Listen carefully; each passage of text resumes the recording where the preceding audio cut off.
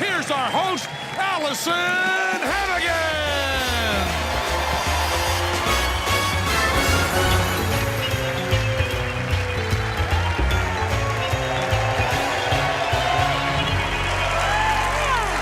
Welcome to Fool Us! When it comes to magic, Penn and Teller have seen it all, read it all, and done it all. So it's very hard to fool them.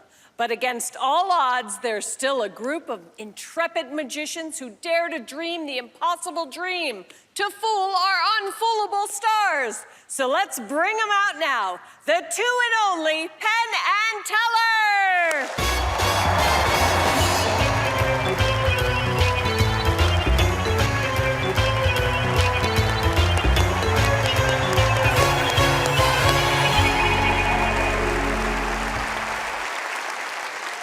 We award a slot in Penn and Teller's Las Vegas Spectacular and the coveted Fool Us trophy to any performer who can pull one over on Penn and Teller.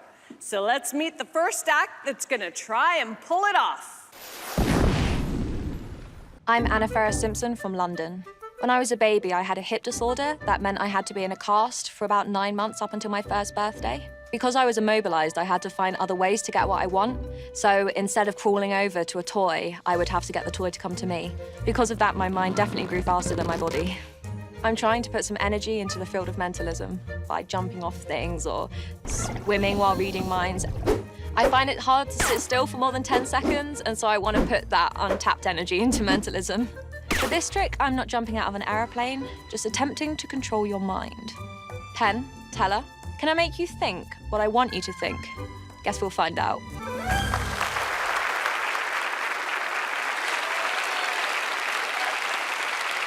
Please welcome the young, sharp mind of Anna Ferris Simpson.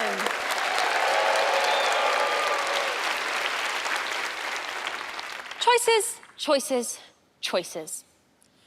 Chocolate or strawberry? Yes or no? To be or not to be? Hey, Penn or Teller? Did you know that every day the average adult makes 35,000 decisions, and each comes with a consequence, for better or for worse? So, how cool would it be if we could influence the decisions made by other people? We could get the job we've always wanted, go out with the boy or girl of our dreams, or hey, just get a yes to everything we could ever ask for. Well, tonight, I'm going to attempt to be in full control of the decisions made by Penn and Teller to get the outcome I want, a Fool Us trophy coming down from the sky. Are you ready? Let's go. Here I have 3 decks of picture cards, a musician's metronome, and a large die. But first to the cards, as there are 3 decks, and we need to narrow it down to just 1. Penn, Teller, I'd like you to think of a number, 1, 2, or 3. Don't let the number on the die influence you. Penn, what's your number? 1. And Teller, what's your number? 2? 1 and 2. So we'll get rid of those 2 decks, leaving deck number 3. By giving you these cards, you now appear to have full control over them. There you go. Thank you. Now, Penn and Teller know this, but maybe you don't. Lots of magicians make their living out of giving innocent audience members what appear to be free choices, but actually aren't. Watch this. Penn, I'd like you to take the elastic band off of the cards, split the deck in 2, and give half of them to Teller face down. Meanwhile, Teller, I'd like you to point to any member of the audience, and if it's you, please stand up. Hiya. What's your name? Stephanie? Hello, Stephanie. Okay, shall we use Penn's half of the deck or Teller's? Tellers. Tellers? Penn and Teller, please swap halves of the deck. And again, shall we use Penn's half of the deck or Teller's? Tellers. Tellers. Now, Penn, you're actually holding Teller's half of the deck. So, Teller, can you put all the cards you have in the bin so we can continue? Brilliant. You can sit down. Thank you so much. Now, this next choice is possibly the hardest to control, as there are about 20 cards in there, and I need you both to choose a specific one. Now, to do this, I've created a brand new technique I like to call a time force. Catchy name, I know. So, in order to do this, what I'd like you to do, Penn, is deal the cards face up onto the table, and Teller, you're just going to indicate stop when you see a picture card you like the look of. However, for a time force to work, there has to be some sort of timing device. So, I'd like you to deal the cards out to the beat of this metronome You guys understand? I believe so. Awesome, let's go. Off you go. Chicken, octopus, chick, cow, fox, fish, sheep, a platypus, shark. Stop, shark. And now, I'd like you to put all the other cards away, leaving only the shark card out. Only the shark card out. Okay, question. Did Penn and Teller end up with the shark card due to the decisions they made? Or was I able to influence everyone? Penn, I'd like you to read what it says at the bottom of that card. I will. I influenced you to choose the shark. Now, I'd like you guys to ask, is this really enough to prove I've been in control the whole time? I don't think so. So I'd like to refer back to the decks that you both rejected at the start. As you'll see, they both say rejected. I'll give each of you one of these. And now, Penn, what I'd like you to do, go through every single card in that deck. You can fan them out on the table and show everyone what's on every single card. They're all shark. And now, some magicians have multiple ways they can end a trick. For example, Teller's deck could be filled with a completely different animal in case that's what he went with. So, Teller, can you two show everyone what is on those cards?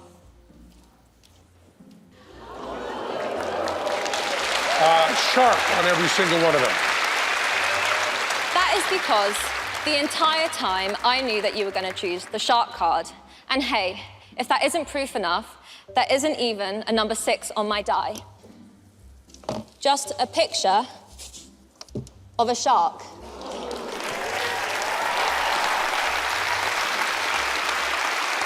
And one last thing. Penn, can you read what it says at the bottom of my shoes? Teller will pick the shark. Thank you. Anna Ferris Simpson!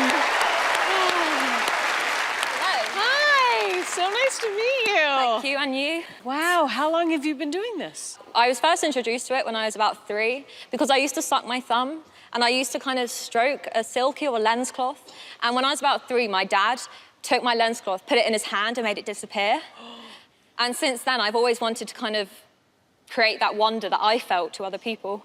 So do you think that mentalism will change with young women getting into it? I really hope so, because a lot of the time when you think of mentalism, you think of a man in a suit guessing your card. And I just kind of want to take it away from that and really diversify. And so things I do are just like, I hang upside down and I've bungee jumped while doing mentalism and stuff. I'd really want to make it exciting and show that no matter what you do, there's a way to incorporate what you love into it. Oh my goodness. Yeah. That's very impressive. Thank you. All right, well, let's go to Penn and Teller and see if they know how you did your trick. Hi. Hi, Anna. You know, if we had our way, many, many more of the magicians on the show would be more like you and less like us. My daughter is 14. She studies magic all the time, and she has so few role models. And thank you so much for coming out here and giving her another one. Thank you. And let's talk about your mind control, Anna. Let's do it. Because you really, really, really wanted to convince us that you were doing a force. You really did. You want us to catch you many steps of the way. But you didn't do a force. That's our whole point. And you did something that is so sneaky and so underhanded and almost to the border of cheating. And we would not have caught you if we hadn't done that same thing ourselves before. There is something on stage that is so common to us and so often on the show that we don't even think about it. But we also know that when you're trying to bust a magician, things you take for granted are the things that are most often going to take you down.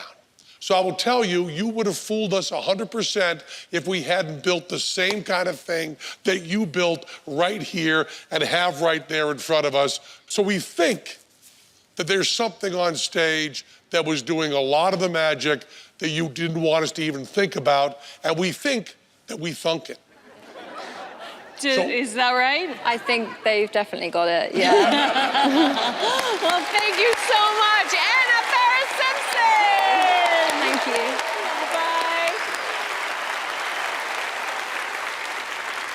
Teller will take on more magicians before they take the stage themselves. Stick around.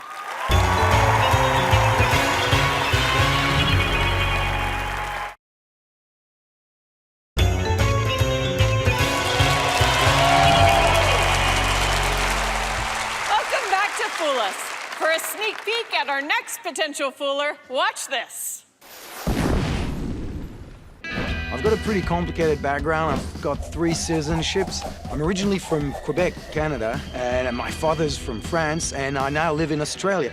Performing allows me to really explore my imagination and actually create a lot of different characters. A modern wizard, kind of this mad scientist, a disgruntled office worker. I use magic to convey the difference between rationality and illusion, and I think that's a really important distinction to make. I want to show my kids how powerful the imagination is and how chasing your dreams is important. I really look forward to being on the show today. Penn Teller, thanks for having me. I hope you enjoy what I'm gonna do. I dug up a strange and obscure secret, and I think it's gonna fool you.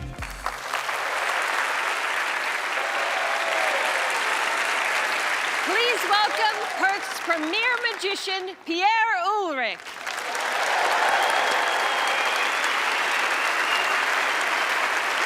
You know, magic's often broken down in 2 categories: psychological magic and visual magic. Magic that works with the eyes or the mind. Now today I'm going to share something with all of you that involves both. A bit of an amalgamation of the 2 styles. I'm going to use some paint and a canvas. Things are going to get a little bit messy, perhaps. Are you ready? Yeah. The first thing I need is for all of you to close your eyes. All of you, even you at home. It's not dark, you see blurbs of color. Now I want you to focus them into a single shape, a drawing, an image, something that can be of meaning to you, or maybe something completely abstract, but something that you can remember and symbolize. And now, please open your eyes. I'm gonna ask you, Penn, you've got an image in your mind? I did. Yes, no one else can know what it is. That's correct. So I'm gonna ask you to draw it to the best of your recollection. Oh, dear. Yes, I know, it's tough, isn't it? I know, I'm not... It's not an arts class, I'm not judging. On one of my business cards. On one of your business cards? Yeah, just on the back there. Okay, sure. Okay? And I will turn around. Okay. Make sure that even Teller doesn't have a look. Don't peek, Teller. No cameras involved. And please, place it on the ground in front of you when you're finished, Penn.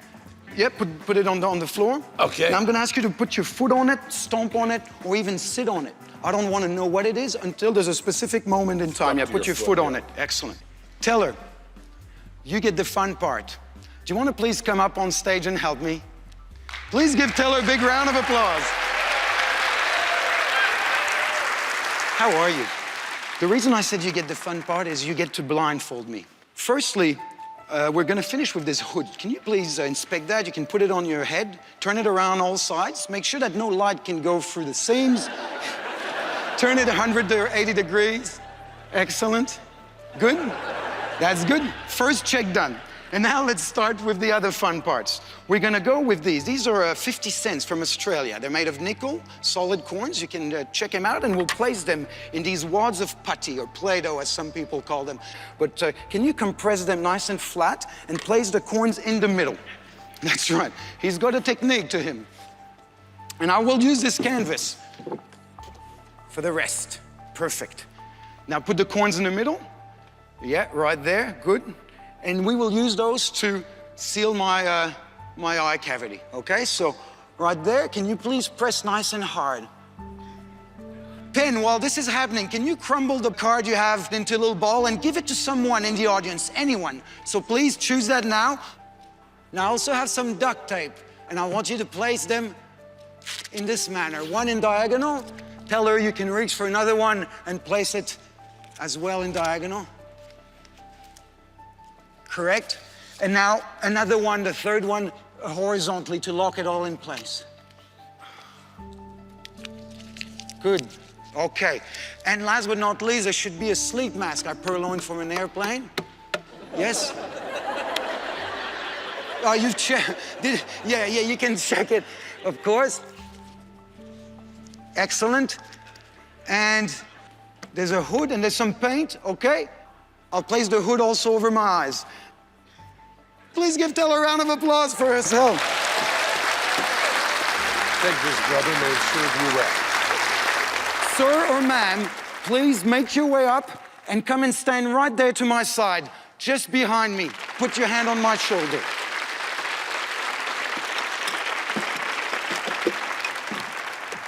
Right there. Oh, do not speak, do not move, moving forward.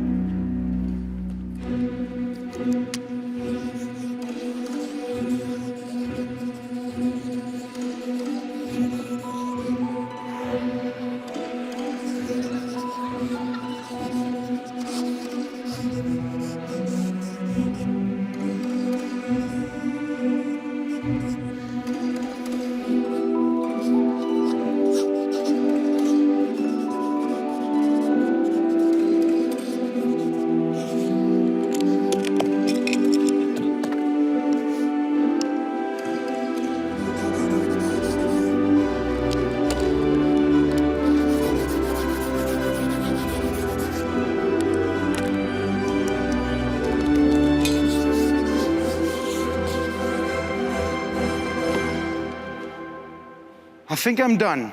You can remove the hand from my shoulder and lift the hood.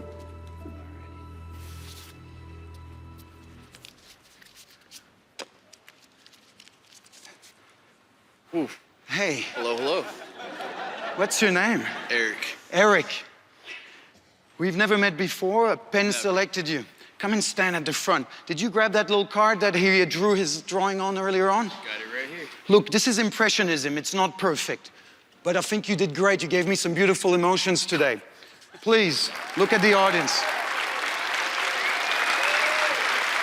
Can you open that up?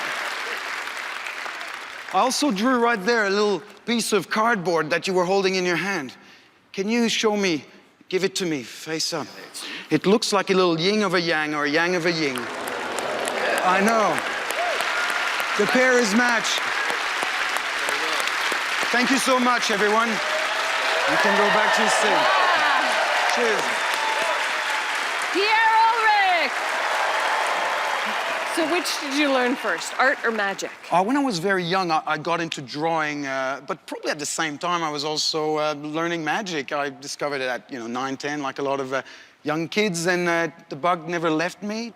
And have you ever done a piece like this and then you thought, oh, wow, that art is so good, I have to hang it in my house? No, unfortunately, it's rarely that good. I mean, it's done blindfolded and quite quickly, but this one came out really nice, so thanks a lot for that. All right, let's find out if you fooled Penn and Teller. Okay.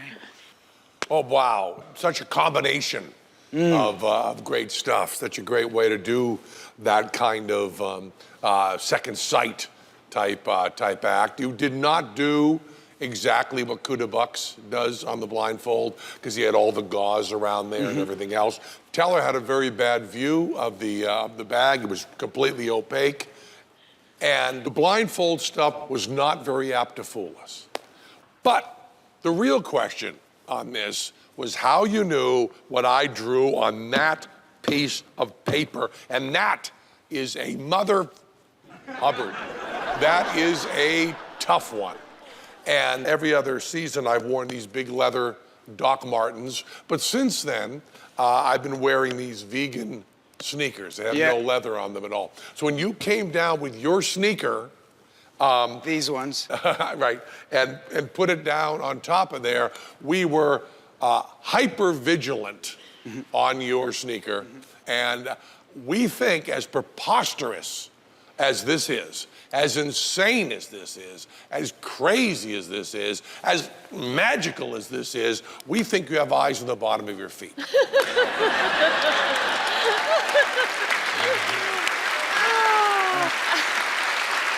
I wish I had. So Pierre, did you get the impression that they know how you did the trick? Based on all the elements they brought forth, I didn't fool them. Thank you so much for the opportunity. Thanks, Allison. Pierre, Good night, everyone. Thanks. Thank you. Man, you guys are good. More magic coming in hot after the break.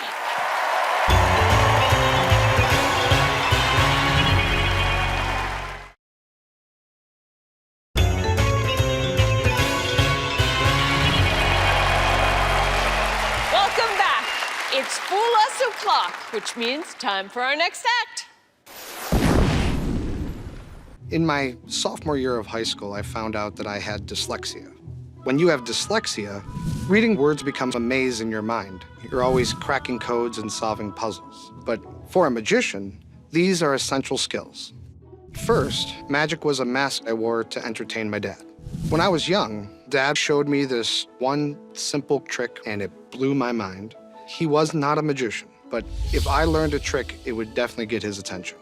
I carry an 8-ball in my wallet. It's kind of my everywhere trick to remind me of my father. Now I specialize in conversational magic, face-to-face with people up close. In the end, any art form is really just an excuse to meet another human being.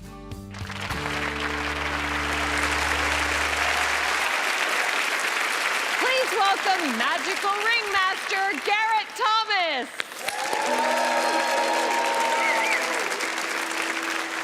Teller, you are known as a master of sleight of hand. And I'm going to do something bold. I'm going to do my sleight of hand right here under your nose, if you'll join me. Please, Teller. Thank you. You can turn anything into a puzzle or a game. Even something as simple as a ring can be turned into a game. But I want you to have a really close look at this. Examine my hand. Make sure there is no prosthetics or the fingers are solid. 2 hands and a ring. We're gonna go from one finger to the next without going near the fingertips. It's gonna go the other way around. I'm not sure what that means, but it sounds painful. From here to there without going near the top. It's gonna go this way.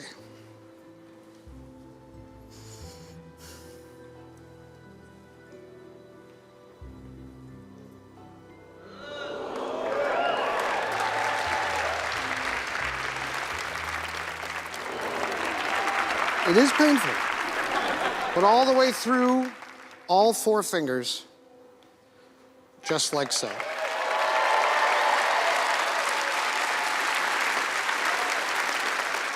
But even better if you can take your right hand and go like this, give me a finger, good choice. And with your other hand, I want you to hold on to the tip of your finger. Perfect. Now, I can't go up, I can't go down, I can't go left or right. Look, a distraction. Even with misdirection, you're not gonna let go. But hold your breath. Make a wish, count to 3.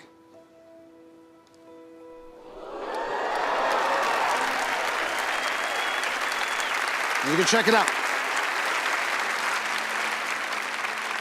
Everybody thinks it's the ring. There's an old saying that suggests that something's gotta give. But why would the magician give you the ring if it's the ring that gives? And if it's not the ring that gives, you have to ask the question, what gives? My grandfather had this condition. I hate bringing this up because somebody in your family will have had this, but to raise awareness, it's important that we talk about these things. The very tip of his thumb used to come straight off. You'll notice I did not pull the ring through my thumb. That is because the ring is too small. It will not fit past the knuckle. But it got worse for me.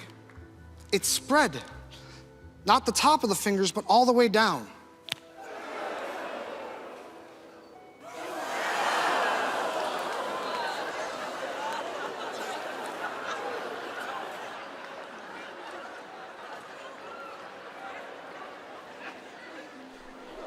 And I don't...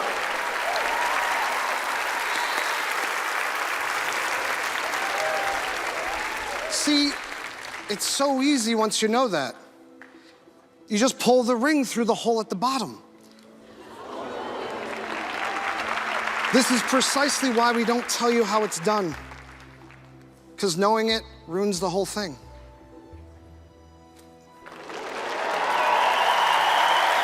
Thank you very much.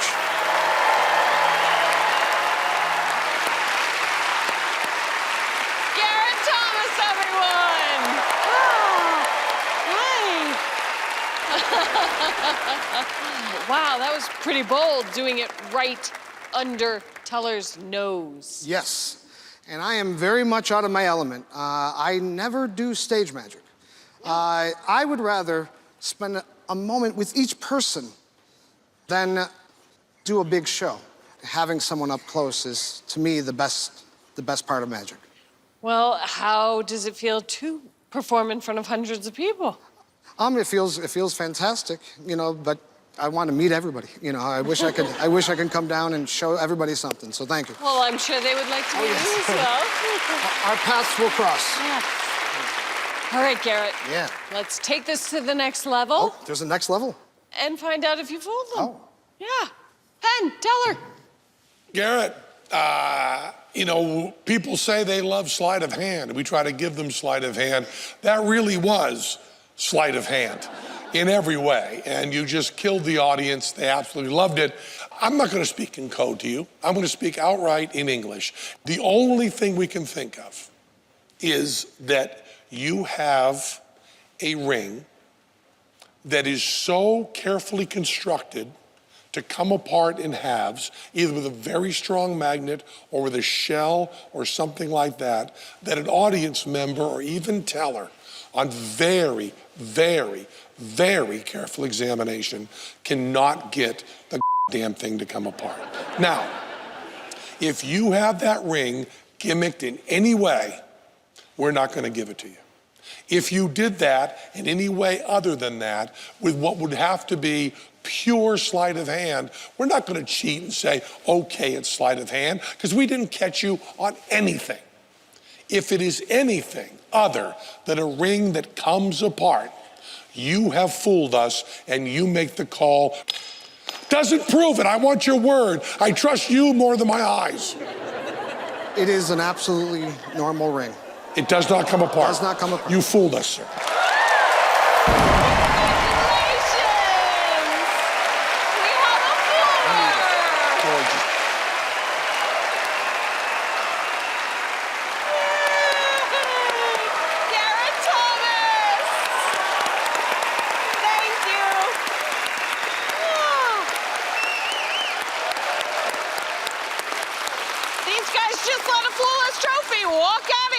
Can they slam that door shut for the rest of the night? More possible foolers coming up next.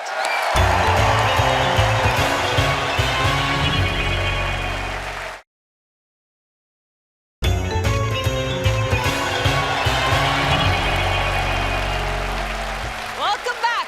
You're just in time for our next act. It's been 5 years since I was on the Penn and Teller show, and it was invigorating, thrilling, and pretty terrifying at the time. He will fool Penn and Teller. Wow. A whole lot has changed since I've been on the show 5 years ago. For one thing, I recently got married to my best friend and performance partner. Lindsay is also a magician. It's been an exciting journey working with someone on equal footing on stage and off. My career did pick up quite a bit, especially in magic consulting for other magicians, for film and TV. It's a challenge, but it's exciting. I'm gonna try to fool Penn and Teller for the second time, but frankly, they've had 5 years of practice at this, and I think they're getting better every day, so I got my work cut out for them.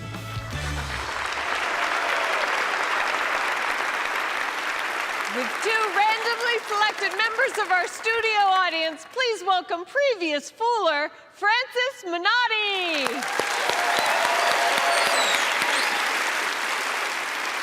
Thank you. We're gonna play a little game of assumptions here. What might you assume would be in a small wooden box about this size and shape belonging to a magician? Cards? Cards, it's an excellent choice. You could have said coins, keys, anything that would fit inside the box, but you said cards, and that happens to be correct. Not necessarily a full deck, but that's not much of a surprise now. Now, at this point, you might assume that this is a standard pick a card, find a card trick, right? Not quite. I am gonna have you take a playing card out, write your name across the face of it. I'll give you a marker to do that. If you just lean forward and sign right across the face, big, bold letters, and then show it to the camera as well, please. And it was Fred? Fred. Would you mind taking out a $1 bill? We'll need that in just a minute, please. Okay.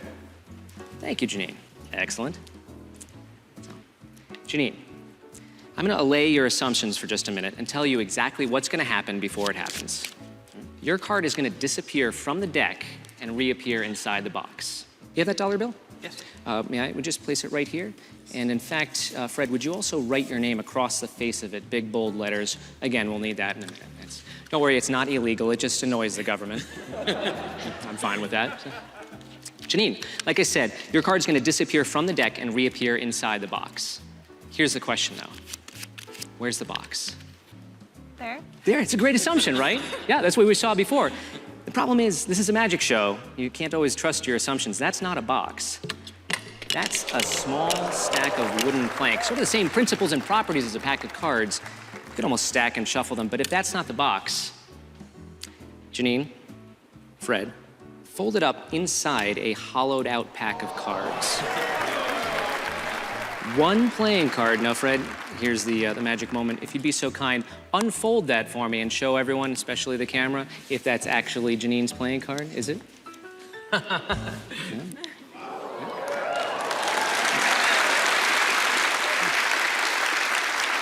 Well, that's yours.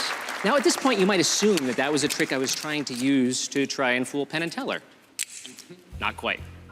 Now, we're going to play another game of assumptions, and that is involving your dollar bill. You signed your name across the face of it, Fred. It's the only one like it in the entire world, right? Now, magic's all about assumptions. Now, in everyday life, you don't want to assume things about people, places, or things, right? But in a magic show, you have to assume certain things, otherwise there's really no magic. For example, well, if you don't assume that we have gravity, you won't be impressed when something floats, right? Or if you don't assume we have object permanence, you won't be impressed when something disappears.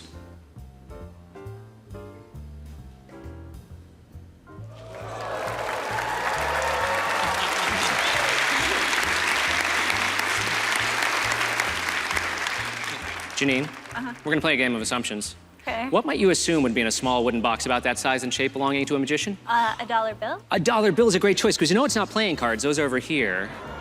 If it's not playing cards, inside the box, one folded up dollar bill, would you go ahead and unfold that and show everyone the signature? Is that? Yeah, it's right. Woo! Francis Minotti! Oh, welcome back. Thank you, it's a pleasure. I gotta be honest, I'm a little nervous. Yeah? Yeah. So now, obviously, you've been here before. When you come to Vegas, do you go see a lot of different magic shows, or do you just like, okay, I'm gonna focus on my trick because I'm going on Penn and Teller? Well, to be honest, in this case, I focused on the trick because I was going on Penn and Teller, so. Yeah. But to be sure, tomorrow, regardless of outcome today, I will be hanging out and partying, so come on and join, yeah. What kind of magic tricks do you do with your wife? Well, she's more the mind reader mentalist in the act, and I'm the sleight of hand guy. So it's kind of a little dueling banjos sort of thing. Nice. And, it also makes for fun times at home because there are no secrets. She can read my mind. Yeah, perfect. All right, let's see if you've earned yourself another trophy. Hello, Francis. Hello, Penn. Hello, In Teller. terms of full disclosure, we have to say that Francis is a friend of ours, very good friend of Teller's. Teller's known him for years. They've been good friends. They talk about magic all the time and everything else. And just because you're really good friends does not mean we're not going to try to bust your ass. Oh, I look forward to it. That's what makes it really, really fun. What's really interesting about this, and we know that you're obsessed with composition. It's one of the things you're best at, and that was certainly shown here. The beautiful symmetry to the routine, all the assumptions. It's the assumptions that actually make the trick so deceptive. There's all sorts of stuff that we're assuming because of the way you handle it, that it's something when it's already something else. You're one step ahead of us. But you know, Francis, I feel like talking about the space program. Because the space program started with Mercury, then that folded, then it went to Apollo, which is not part of this trick, and ended up with the space shuttle. But I'll tell you, that final vanish of that big bill, we thought you nailed it. We give you a thumbs up. We love the whole routine, but we don't think you fooled us. That sounds about right to me. Too smart for their own good. So you didn't fool them? No, not this time. Oh, well, thank you. The last time you did. Yeah. Thank you, Francis Minotti.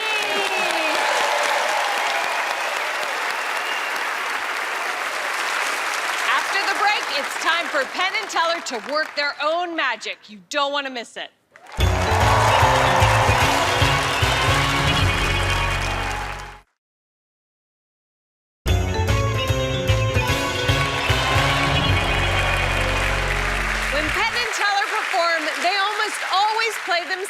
Yes, but to close the show tonight, they are not Penn and Teller. They are two strangers meeting for the first time on a park bench, and one of them is meditating.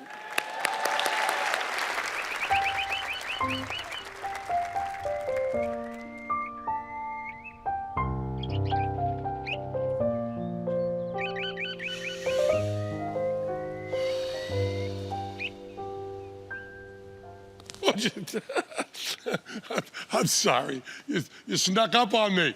Well, wasn't hard to sneak up on me. I have my eyes closed and I have earbuds in, and I was meditating. So I didn't see you come up and see. I mean, you're welcome to sit here. It's just that I didn't expect you to be sitting here because I was meditating in my head.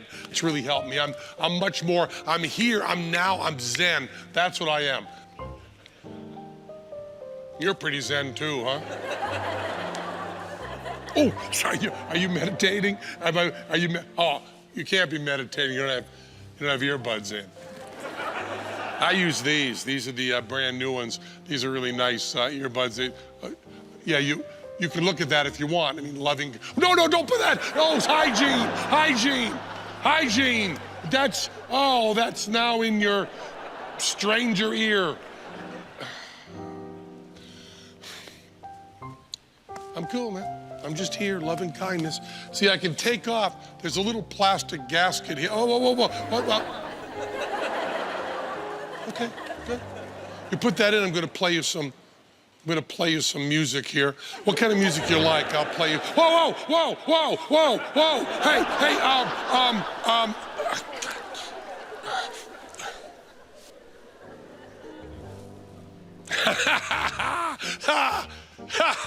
this is great. This is terrific. What is this?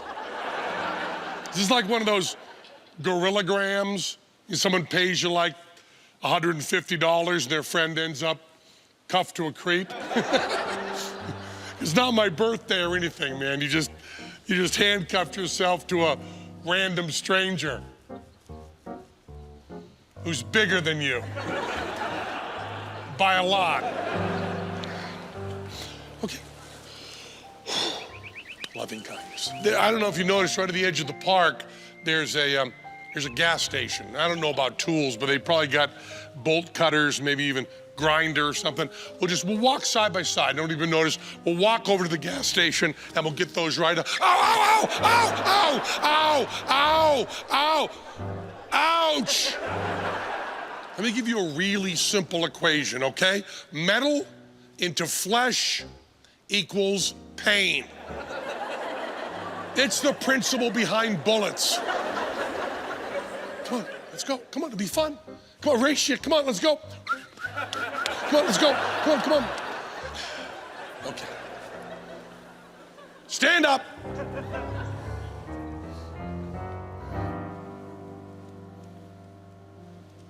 What did you learn from that experiment? You stood up, apparently against your will, without me even touching you, because we are handcuffed together, schmuck, and we're going to that gas station if I have to drag you on your damn...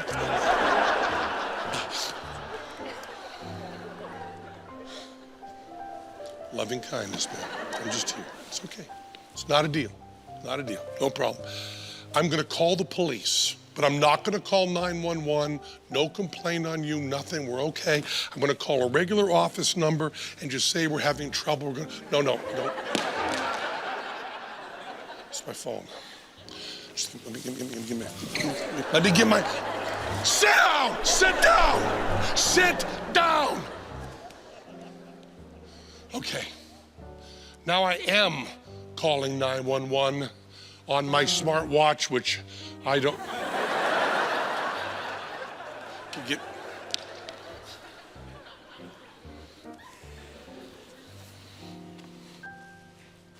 You're so smart, don't you? Hey, emergency! Hey, call 911! Hey...